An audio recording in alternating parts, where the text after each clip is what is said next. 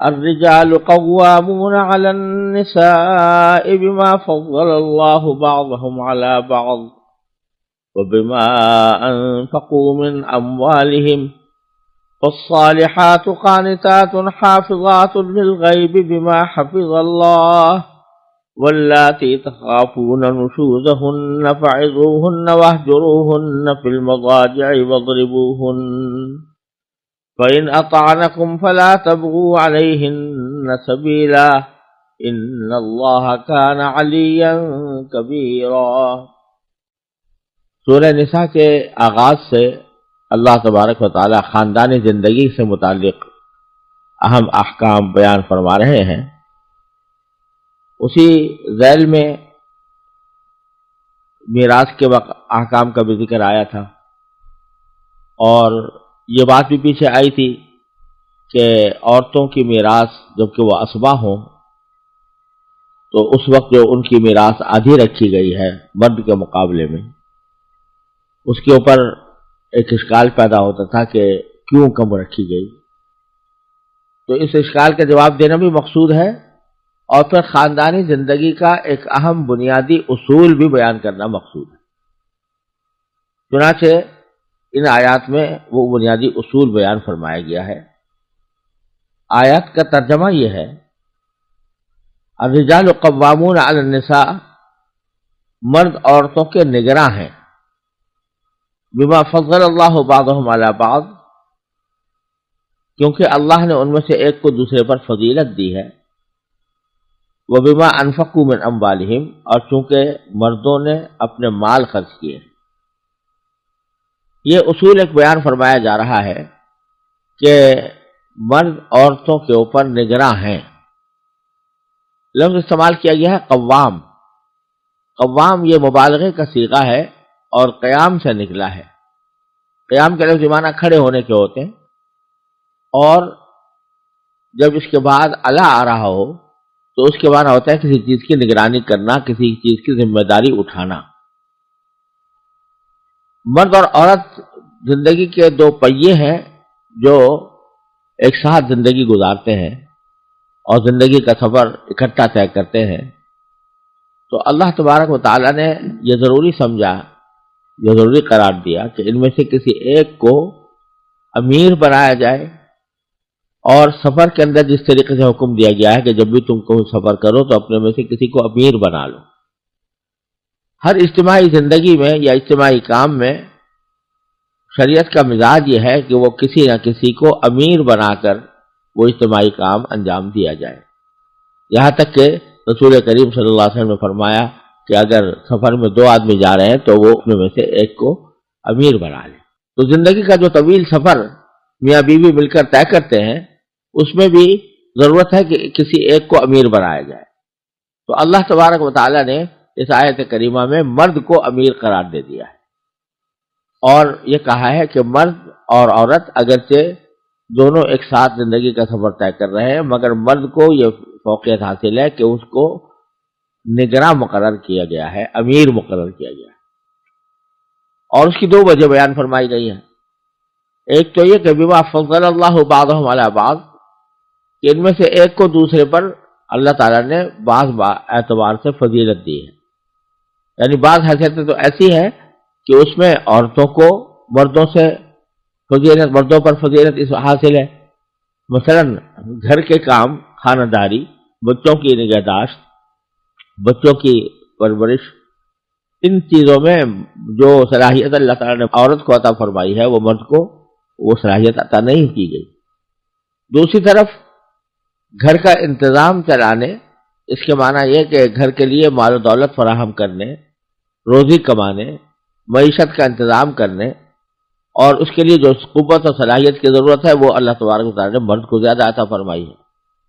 تو چونکہ مرد کو اللہ تعالیٰ نے اپنی جسمانی صلاحیت کے اعتبار سے، جسمانی قوت کے اعتبار سے، بلکہ ذہنی قوت کے اعتبار سے بھی کیونکہ عورت کے مقابلے میں زیادہ مضبوط بنایا ہے، اور وہ اس ذمہ داری کو اٹھانے کا اہل بن سکتا ہے، اس واسطے اللہ تبارک و تعالیٰ نے اس کو امیر بنایا۔ ایک وجہ تو یہ بیان فرمائی۔ دوسری وجہ یہ بیان فرمائی کہ وَبِمَا أَنفَقُوا مِنْ أَمْوَالِهِمْ، کیونکہ انہوں نے اپنے مال خرچ کیے. معنی یہ ہے کہ زندگی گزارنے کے لیے جو پیسے خرچ کرنے کی ضرورت پیش آتی ہے اس کی ذمہ داری اللہ تبارک و تعالیٰ نے عورت پر نہیں رکھی، اس کی ذمہ داری مرد پر رکھی ہے کہ گھر کا انتظام چلانے کے لیے، گھر کے لیے روزی فراہم کرنے کے لیے اور اپنا اور اپنے گھر والوں کا نفقہ برداشت کرنے کے لیے جو اصل ذمہ داری ہے وہ مرد کی ہے، عورت کی نہیں ہے. عورت کو اللہ تبارک و تعالیٰ نے یہ اعزاز عطا فرمایا ہے کہ جب تک وہ کسی شوہر کی بیوی نہیں بنی تو اس وقت تک وہ اپنے باپ کی بیٹی ہے اور باپ کے ذمہ اس کی کفالت لازم ہے.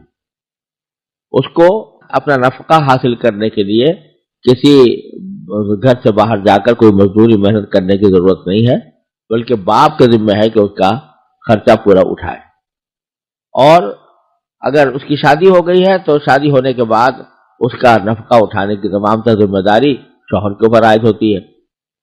کسی بھی موقع پر شوہر اس سے مطالبہ نہیں کر سکتا کہ تم میرے لیے روٹی کماؤ، جیسا کہ آج بظاہر مغربی تہذیب کے آزاد معاشرے کے اندر عورت کی آزادی کے نام پر اس کو اس بات کا مکلف کر دیا گیا ہے کہ وہ گھر کا کام بھی کرے اور باہر سے روٹی بھی کمانے کے لیے شوہر کی ذمہ داری اٹھانے کے اوپر اکتفا نہ کرے، بلکہ خود اپنی روٹی خود کمائے، اپنی روزی خود کمائے.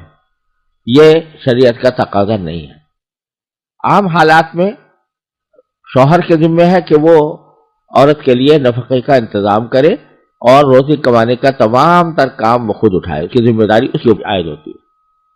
تو یہ جو کہا فرمایا گیا کہ بما انفقوا من اموالہم، تو اس میں ایک معاملہ تو یہ ہے کہ روزی کمانے کی تمام تر ذمہ داری مرد پر عائد ہوتی ہے، عورت پر عائد نہیں ہوتی.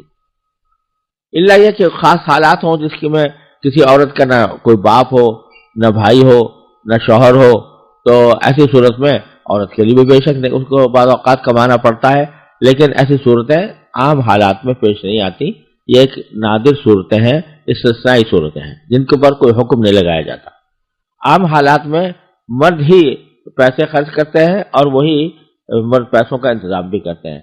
اسی سے اس اشکال کا بھی جواب ہو گیا جو میراث کے سلسلے میں پیش آیا تھا کہ میراث اسبات میں سے اگر مرد ہے تو اس کو دگنا ملتا ہے اور عورت ہے تو اس کے مقابلے میں ایک گہرا ملتا ہے. گویا عورت کا حصہ مرد سے آدھا ہے. تو اس کا بھی ایک طرح سے جواب ہو گیا کہ اس کو مرد کا حصہ دوگنا ہونے کی ایک وجہ یہ ہے کہ اس کے اوپر مالی ذمہ داریاں عائد ہیں جو عورت کے اوپر عائد نہیں ہوتی، اس لیے اس کا حصہ دگنا رکھا گیا ہے.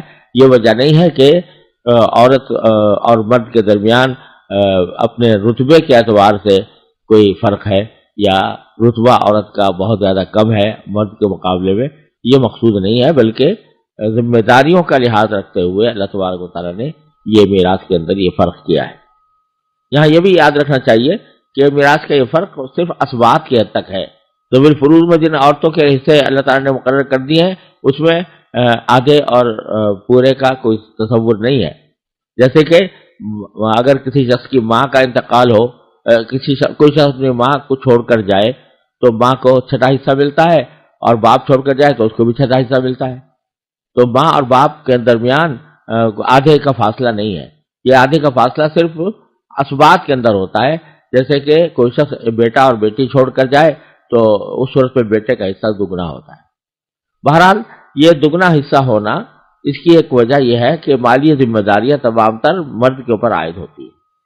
تو یہ دو سبب بیان فرما کر اللہ تبارک و تعالیٰ نے فرمایا کہ ہم نے زندگی کا سفر طے کرنے کے لیے میاں بیوی کو اس بات کا پابند بنایا ہے کہ وہ شوہر کو امیر سمجھیں اور شوہر کو اپنا نگراں سمجھیں.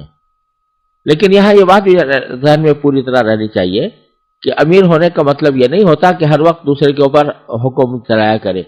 جو امیر ہو وہ دوسرے پر حکم چلایا کرے، بلکہ امیر کے لیے بھی شریعت نے کچھ پابندیاں عائد کی ہیں.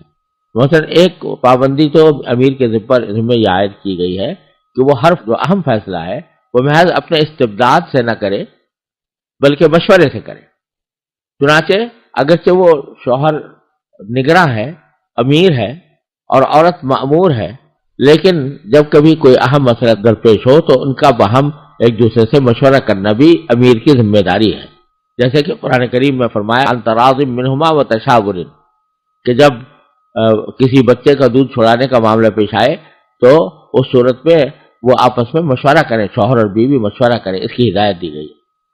دوسرے، حاکم ہونے کے معنی یا امیر ہونے کے معنی یہ نہیں ہے کہ بس حکم ہی چلایا کرے اور اپنے آپ کو کوئی تکبر کے ساتھ بڑا سمجھے اور عورت کو اپنے مقابلے میں حقیر سمجھے، ایسا نہیں ہے، بلکہ قرآن کریم میں دوسری جگہ خود فرمایا ہے کہ در حقیقت ہم نے شوہر اور بیوی کا جو رشتہ رکھا ہے تو اس کے لیے لفظ قرآن کریم میں استعمال کیا جعل بینکم مودۃ و رحمہ، کہ اللہ تبارک و تعالیٰ نے شوہر اور بیوی کے درمیان مودت اور رحمت پیدا کر دی۔ مودت کا ترجمہ دوستی اور محبت سے کیا جاتا ہے، اور رحمت کا ترجمہ ایک دوسرے کے اوپر رحم کرنے سے کیا جاتا ہے۔ یعنی میاں بیوی کا جو تعلق ہے اس کی جو فطرت ہے وہ مودت اور رحمت کی ہے، یعنی ایک دوستی کا تعلق ہے، محبت کا تعلق ہے، اور ایک دوسرے کے اوپر رحم کرنے کا تعلق ہے۔ تو اصل تعلق تو یہ ہے، لیکن ایک انتظامی ضرورت کے تحت مرد کو امیر بنا دیا گیا ہے، تو اس کے معنی یہ نہیں ہے کہ وہ امیر بن کر وہ دوستی کا تعلق چھوڑ دے، دوستی کے تعلق کو چھوڑ کر اور وہ ایک آمیر بن کر عورت کے اوپر مسلط رہے، یہ مراد نہیں ہے، بلکہ مراد یہ ہے کہ وہ دوستی کا تعلق برقرار رکھتے ہوئے باہمی مشورے سے بالآخر آخری فیصلہ شوہر کا ہوگا اور آخری فیصلہ شوہر ہی کا تسلیم کیا جائے گا۔ اور اسی بات کی طرف قرآن کریم نے سورہ بقرہ میں بھی اشارہ فرمایا ہے جو پہلے گزر چکا ہے کہ وَلَهُنَّ مِثْلُ الَّذِي عَلَيْهِنَّ بِالْمَعْرُوفِ، یعنی جتنے حقوق مرد کے عورت پر ہے ویسے ہی اسی قسم کے حقوق عورت کے مرد پر بھی ہے، لیکن ساتھ میں وَلِلرِّجَالِ عَلَيْهِنَّ دَرَجَةٌ، شوہروں کو ان کے اوپر ایک درجہ فوقیت حاصل ہے، وہ فوقیت، اس فوقیت کا بیان یہاں پر بحیثیت امیر کیا گیا ہے۔ لہذا اس کا یہ مطلب سمجھنا بالکل غلط ہے کہ وہ کوئی آمرانہ انداز میں بیوی کے ساتھ پیش آئے، بلکہ ایک دوستانہ امیر ہے، دوستانہ امیر ہے، محبت اور رحمت کے ساتھ تعلق رکھتے ہوئے جب کبھی اول تو مشورہ کیا جائے، اور اگر مشورے میں اختلاف ہو جائے تو اس صورت میں فیصلہ شوہر کا معتبر ہوگا گھر کے خاندانی اہم معاملات میں۔ یہ مقصود ہے الرجال قوامون علی النساء کا۔ پھر آگے اللہ تبارک و تعالیٰ فرماتے ہیں فالصالحات قانتات، جو نیک عورتیں ہیں یعنی نیک بیویاں مراد ہیں یہاں پر، تو نیک بیویوں کی کیا صفات ہوتی ہیں؟ ان میں سے دو صفتیں اللہ تعالیٰ نے بیان فرمائی۔ ایک یہ کہ وہ قانتات ہوتی ہیں، قانتات کے معنی ہے فرما بردار، قنوت سے نکلا ہے، اور اس کے معنی فرما برداری اور اطاعت کے آتے ہیں۔ یعنی اگرچہ جیسا میں نے عرض کیا دونوں میاں بیوی کے درمیان مودت اور رحمت کا تعلق ہے، لیکن انتظامی معاملات کے لیے شوہر کو امیر بنایا گیا ہے، لہذا اگر کبھی شوہر اپنے اس امیر ہونے کی حیثیت میں کوئی بات کہے بیوی سے تو بیوی اچھی بیوی وہ ہوتی ہے اور نیک بیوی وہ ہوتی ہے جو اس بات کی اطاعت کرے، یعنی اس بات کو مانے۔ تو قانتات یعنی وہ فرما بردار ہوتی ہے اور بات کو ماننے والی ہوتی ہے۔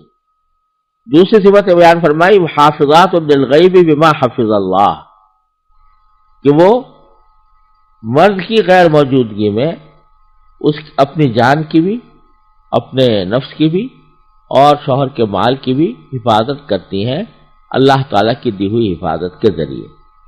اللہ تبارک و تعالیٰ نے جو حفاظت کے ذرائع عطا فرمائے ہیں تو ان حفاظت کے ذریعے مرد کی غیر موجودگی میں بھی اس کے حقوق کی حفاظت کرتی ہیں۔ یعنی جب مرد گھر پر نہیں ہوتا تو مرد کے مال و اسباب جو گھر کے اندر موجود ہے ان کی حفاظت بھی بیوی کا فرض ہے، اور خود اپنا حفاظت بھی بیوی کا فرض ہے کہ کسی غیر مرد کو بغیر شوہر کی اجازت کے اپنے گھر میں نہ آنے دے۔ اسی طرح جب تک کہ شوہر کی اجازت نہ ہو اس کا مال کسی اور مصرف میں خرچ نہ کرے جب تک کہ شوہر کی اجازت نہ ہو۔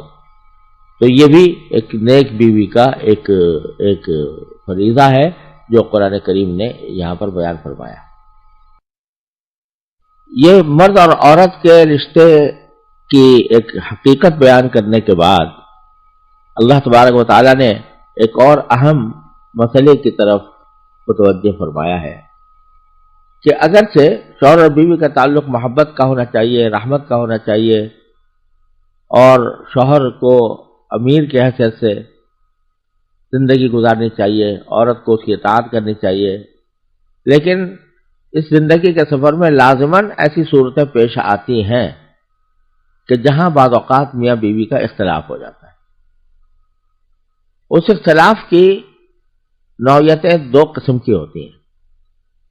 ایک تو کبھی معمولی اختلاف پیش آ گیا،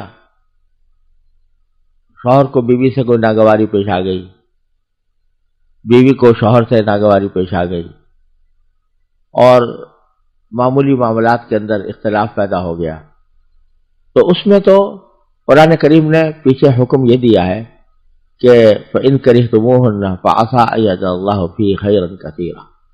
مردوں کو یہ فرمایا کہ اگر تمہیں کوئی اپنی بیوی کی کوئی بات ناپسند ہے تو یہ عین ممکن ہے کہ جس چیز کو تم ناپسند کرتے ہو اللہ تعالیٰ نے اس میں اسی میں بھلائی رکھی ہوئی ہو، جس کا حاصل یہ ہے کہ معمولی ناگواری کو برداشت کر لینا چاہیے اور اس کی وجہ سے کوئی آپس میں پھوٹ ڈالنے کا راستہ اختیار نہیں کرنا چاہیے۔ لیکن بعض اوقات اختلاف کی نوعیت ایسی ہوتی ہے کہ جس میں عورت مرد کے خلاف بغاوت پر آمادہ ہو جائے، تو ان کی تفصیل یہاں پر اس آیت کے دوسرے حصے میں بیان فرمائی گئی ہے۔ فرمایا کہ واللاتی تخافون نشوزہن فعظوہن، اور جن عورتوں سے تمہیں سرکشی کا اندیشہ ہو تو پہلے انہیں سمجھاؤ، اور اگر اس سے کام نہ چلے تو انہیں خوابگاہوں میں تنہا چھوڑ دو، اور اس سے بھی اصلاح نہ ہو تو انہیں مار سکتے ہو، پھر اگر وہ تمہاری بات مان لیں تو ان کے خلاف کارروائی کا کوئی راستہ تلاش نہ کرو۔ اور یاد رکھو کہ اللہ تبارک و تعالیٰ سب کے اوپر اور سب سے بڑا ہے، ان اللہ کان علیا کبیرا۔ اس میں پہلی بات یہ سمجھنے کی ہے کہ لفظ استعمال کیا قرآن کریم نے نشوز کا، کہ اگر بیویوں سے تمہیں نشوز کا اندیشہ ہو۔ نشوز معمولی قسم کی کسی غلطی کو نہیں کہتے، کسی سے کوئی معمولی غلطی سرزد ہو گئی تو اس کو نشوز نہیں کہا جاتا۔ نشوز کے معنی ہے سر ابھارنا، لفظی معنی یہ ہے ایک طرح سے بغاوت کرنا، یعنی ایسی سرکشی کہ جو بغاوت کی حد تک پہنچتی ہو۔ اگر بیوی سے اس بات کا اندیشہ ہو کہ وہ ایسی سرکشی اختیار کرے گی جو بغاوت تک پہنچنے والی ہے،